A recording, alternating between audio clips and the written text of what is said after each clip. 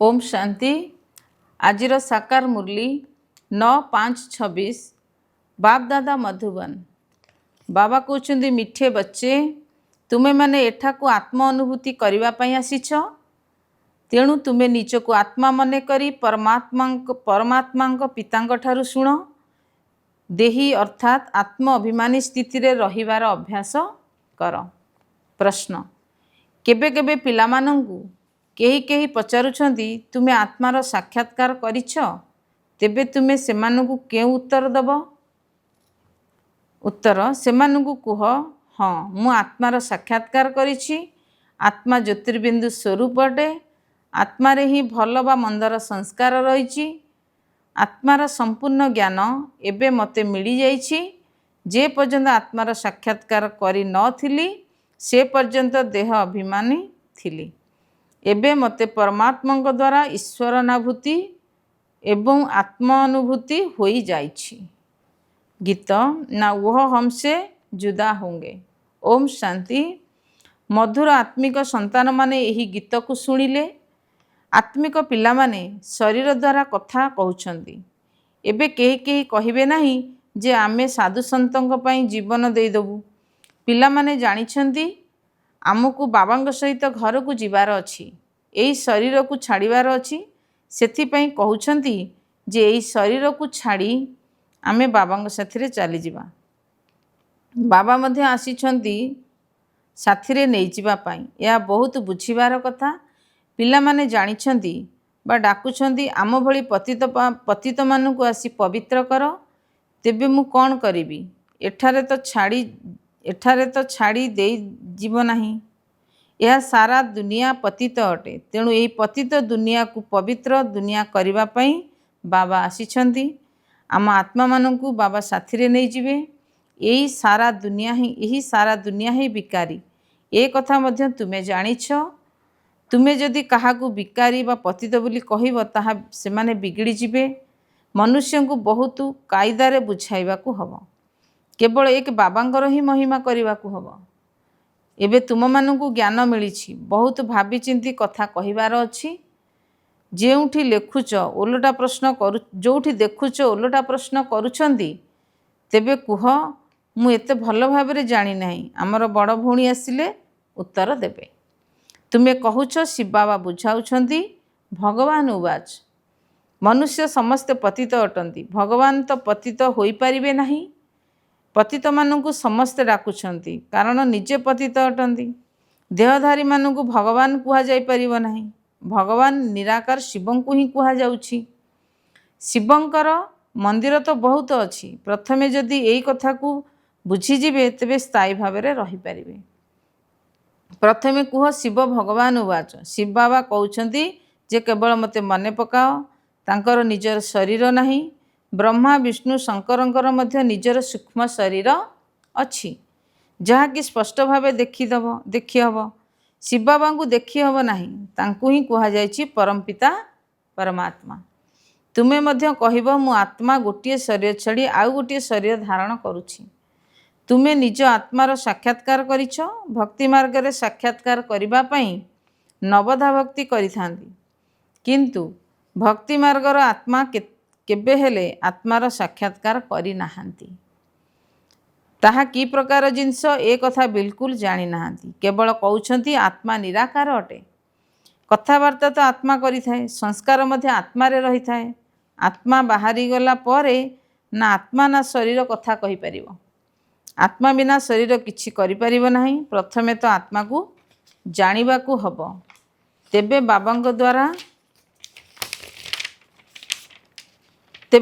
द्वारा बाबांगु चिन्हिबा जानि परिबे। आत्मा को परमपिता परमात्मा साक्षात्कार किपरि होई परिबो? मनुष्य तो निजको ही जानी पारु नाही बा देखि पारु नाही। जदिओ कहउछंती चमकता है अजब सितारा, अर्थात भ्रुकुटी मझिरे गोटे विचित्र तारका चमकुछि, किंतु ए कथा काहाकू जणा नाही जे आत्मारे 84 जन्मर पाठ निर्धार्य होई रहिछि। मनुष्य बिल्कुल देह अभिमानी होई रहउछंती। एबे बाबा कहउछंती देही अभिमानी हुआ, निजको आत्मा मने करी मो द्वारा शुण। शुणिला वाला आत्मा अटे। तेणु आत्मा को शुणाइला वाला परमात्मा ही अटंती। मनुष्य को मनुष्य ही बुझाई थांती। आत्मार ज्ञान कहारी को जना नाही। एथिपाई कहा जाए प्रथमे आत्मा को जान, आत्मा अनुभूति कर। आत्मा निजे ही कहूछि मु आत्मा अनुभूति किपरि करिवि। ए कथा कौन काहाकू जना अछि जे आम आत्मारे किपरि सारा अभिनय भरा हुई रही। साधु सन्यासी आदि केही भी शुणाई परिवे नाही। बाबा को ही आसी आत्मानुभूति कराइबा को पड़ुछि। बाबा कहउचंदी निजको आत्मा भाव एवं मते मने पकाओ। मोठारु शुण, आत्मा एवं परमात्मा जेतेबेले मिसिबे तेबे जाई एई भली कथावार्ता होई परिबे। दुनिया को ए कथा जना नाही जे परमपिता परमात्मा केबे आसीबे, किपरि आसी बुझाइबे। न जानिबा कारणरू मतभेदरे आसी जाइछंदी। सेमानंकर आधार सबु शास्त्र ज्ञान उपरे रहिछि। बाबा कहउचंदी से सबु माध्यमरे ना तुमे मते अनुभव करि परिबो ना निजको अनुभव करि परिबो।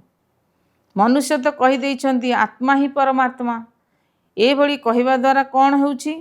आत्मा को केबे पतितरु पवित्र करि परिबो? त्रिकालदर्शी किए करिबो? आउ केही भी आत्मा परमात्मा ज्ञान देई परिबे नाही। सेथिपई तुमे कहूछ जो आत्मा माने निजर पिता को जानी नाहंती सेमाने नास्तिक अटंती।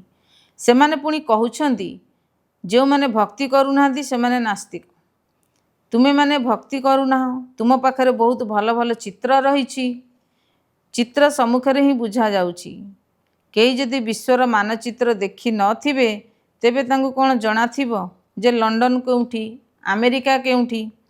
जे पर्यंत शिक्षक बसी ताकू मानचित्र द्वारा न बुझाइछंती सेथिपई तुमे माने एही चित्र सब तैयारी करिछ, किंतु विस्तार रे केही मध्य बुझी परिबे नाही। सूर्यवंशी माने एभली राजधानी केउठार प्राप्त कले? पुणी चंद्रवंशी माने किपरि पाइले? कौन से माने सूर्यवंशी सहित लड़ई कले? तुमे बुझाउछ समस्त एक बाबा ठारू ही संपत्ति मिलुछि। सूर्यवंशी चंद्रवंशी तो विश्वर मालिक अटंती। अन्य धर्मर अन्य कौनसी धर्म ही सेतेबेले न थाए, तेणु लड़ई करिवार प्रश्न ही उठुनाही। एबे तुमे जानुछ आमे विश्वर मालिक होउछु। एमिति नुहे जे सूर्यवंशी ठारू चंद्रवंशी राज्य जीति नेले बा युद्ध होइथिला ना, सेमानकर अलगा अलगा कुटुंब अटे। एबे तुम बुद्धि रे एही चित्र गुड़िकर समस्त ज्ञान रहिछि। स्कूल रे मध्य जेतेबेले छात्र छात्री माने पाठ पढ़ुथांती सेतेबेले तांको बुद्धि रे सारा ज्ञान आसी जाई थाए। छोट पिलांको छवि माध्यम रे बुझा जाई थाए, ये हाथी ये अमुक। एबे तुमे एही ड्रामा को जानी गलणी। एही चक्रर ज्ञान तुम बुद्धि रे अछि। एही कथा सब संपूर्ण नुआ अटे। एही कथा को ब्राह्मण कुलर आत्मा माने ही बुझी परिबे। अन्य माने तो केवल व्यर्थ रे तर्क आदि करिवे। एमिति भी नुहे समस्त को एकाठी बुझाई परिबा ना, अलगा अलगा बुझाइबा को हबो। नियम मध्य रहिछि। प्रथमे आत्मा परमात्मा संपर्क रे बुझिला परे जदि क्लास रे बसिबे तेबे बुझी परिबे, नचेत किछि बुझी परिबे नाही। संदेह करि चलिबे। तुमको बुझाइबा को हबो जे भगवान तो जणे ही अटंती, से ही सर्वोच्च अटंती। देवता मानकु मध्य भगवान कुहा जाई परिबो नाही। आत्मार ज्ञान मध्य एबे तुमको मिलिछि। कर्मर फल आत्मा ही भोग करुछि। संस्कार आत्मा रे ही रही थाए। आत्मा शुणी थाए जे कर्मेंद्रिय द्वारा। भगवान पिता जणे ही अटंती। संपत्ति मध्य तांको ठारू मिली थाए। बाबा बुझाउछंती तुमे निजुक आत्मा निश्चय कर एवं बाबांग सहित बुद्धि जोग लगाओ। तुमे जन्म जन्मांतर भक्ति करी आसीच। सी हनुमान को पूजारी हो, जी हनुमान को पूजारी होइथिबे से हनुमान को ही स्मरण करिवे, बा कृष्णंकर पूजारी होइथिले कृष्ण को ही स्मरण करिवे। एबे तुमको बुझाई दिया जाइछि जे तुमे आत्मा अट। तुमर पिता परम पिता परमात्मा अटंती। तांको मने पकेइबा द्वारा ही तुमको पितांकर संपत्ति मिलिबो। जेहेतु आमर पिता स्वर्गर रचिता अटंती तेणु निश्चिंत आमे स्वर्गरे रहिबा उचित। भारत स्वर्ग थिला, एबे तो स्वर्ग ही नाही जेउठी राजत्व करिवो।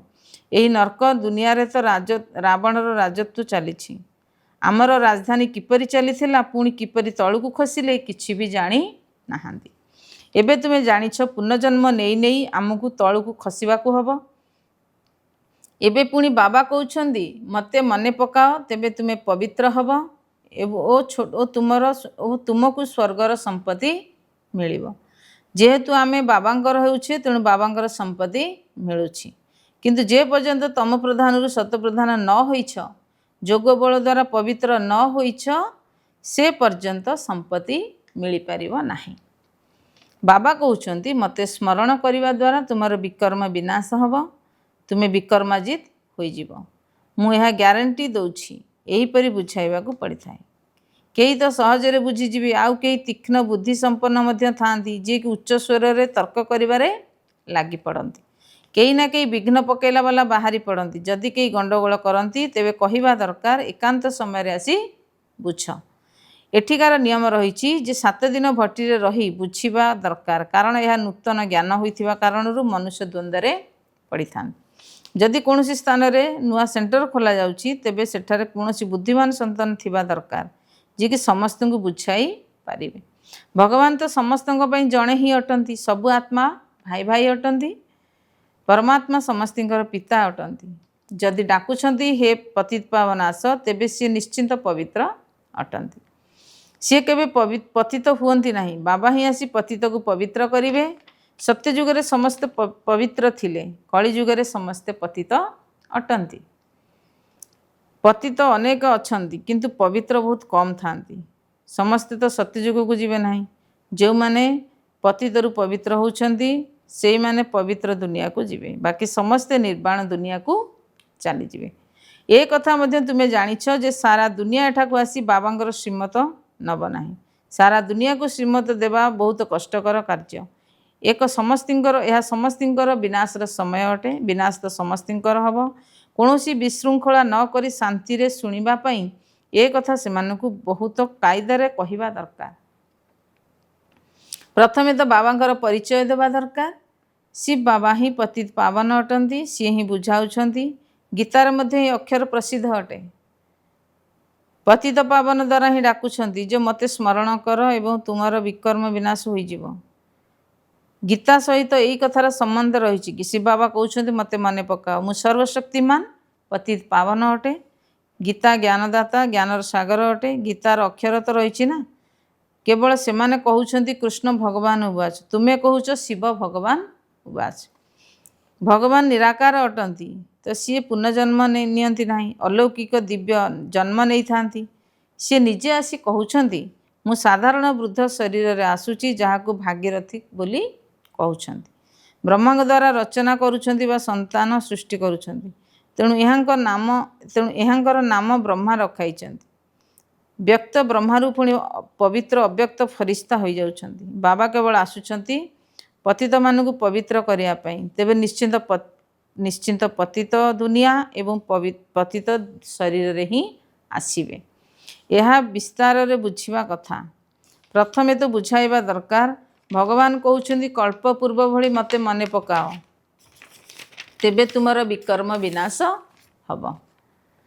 ପତିତରୁ ପବିତ୍ର ହେବାକୁ ପଡ଼ିବ। ଗାୟନ ମଧ୍ୟ କହୁଛନ୍ତି ହେ ପତିତ ପାବନ ଆସ। ଗଙ୍ଗା ତ ଏଇଠାରେ ଅଛି। ତୁମେ ପତିତ ପାବନ କହି ଡାକୁଛ, ତେବେ ନିଶ୍ଚିନ୍ତ ଅନ୍ୟ କେଉଁ ସ୍ଥାନରୁ ଆସିବେ। ପତିତ ପାବନ ଆସୁଛନ୍ତି କେବଳ ପତିତରୁ ପବିତ୍ର କରିବାର ଅଭିନୟ କରିବା ପାଇଁ। ବାବା କହୁଛନ୍ତି ତୁମେମାନେ ପବିତ୍ର ଥିଲ, ପୁଣି ତୁମ ଆତ୍ମାରେ ବିକାର ରୂପୀ ଖାଦ ମିଶିଯାଇଛି, ଯାହାକି ଯୋଗ ବଳ ଦ୍ୱାରା ହିଁ ବାହାରିବ। ତୁମେ ପବିତ୍ର ହୋଇ ଘରକୁ ଯିବ, ପୁଣି ପବିତ୍ର ଦୁନିଆକୁ ଆସିବ। ପତିତ ଦୁନିଆର ବିନାଶ ହୋଇଯିବ। ତେଣୁ ଏହା ଯାହା ବୁଝାଯାଉଛି ତାକୁ ଭଲ ଭାବରେ ଧାରଣ କରିବାକୁ ହେବ। ଆମେ ତ କେବଳ ସର୍ବୋଚ୍ଚ ବାବାଙ୍କର ମହିମା କରୁଛୁ।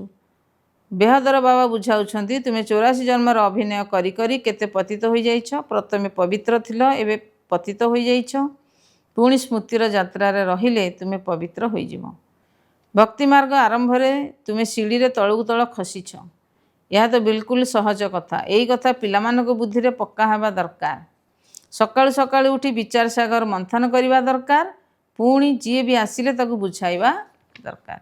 ମୁରଲୀର ମୁଖ୍ୟ ପଏଣ୍ଟସ୍ ନୋଟ୍ କରି ତାକୁ ପୁଣି ପୁନରାବୃତ୍ତି କରିବା ଉଚିତ। ଏହାଦ୍ୱାରା ହୃଦୟ ମଧ୍ୟରେ ପକ୍କା ହୋଇଯିବ।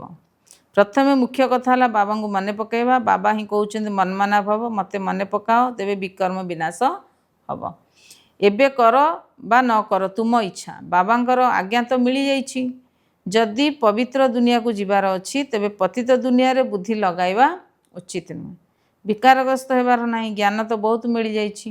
अच्छा, मीठा मीठा शिखिले दे संतान मानक प्रति माता पिता बाप दादांकर मधुर स्नेह संपन्न शुभेच्छा एवं सुप्रभात। आत्मिक पितांकर आत्मिक संतान मानक नमस्ते, आत्मिक संतान मानकु आत्मिक पितांकु नमस्ते नमस्ते बाबा नमस्ते। धारणा पाई मुख्य सारांश। 1 नंबर, सकाळु सकाळु उठी विचार सागर मंथन करने को हब। बाबा जहाँ शुणाई सेगुड़ी को नोट करी पुनरावृत्ति करने को हब एवं अन्य मानू शुणाइबा को हब। समस्त को प्रथमे बाबांकर परिचय देवा को हब। 2 नंबर, पवित्र दुनिया को जीवाक हेले निजर बुद्धि जोग एही पतित दुनिया ठारू विच्छिन्न करी देवा को हब। आजिर वरदान। नंबर 1, व्यवसायी होई गोटे गोटे सेकेंड रे बा संकल्प रे रोजगार जमा करुथिबा पदमपति भव। नंबर 1, बिजनेसमैन अर्थात व्यवसायी तांकु कुहा जीवो जे सर्वदा निजकू बिजी अर्थात कार्य व्यस्त रखिबार उपाय जानिथिबो। बिजनेसमैन अर्थात जहार गोटे संकल्प व्यर्थ रे जाऊ नथिबो, प्रत्येक संकल्प रे रोजगार होथिबो।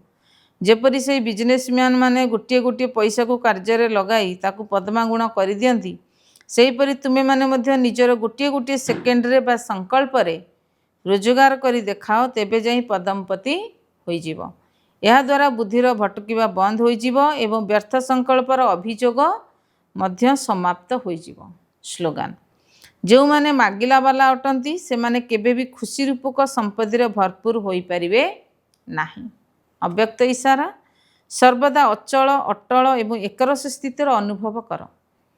सर्वदा मास्टर सर्वशक्तिमान आसन उपरे स्थित रहिला वाला ही अचल अटल रही थांदी।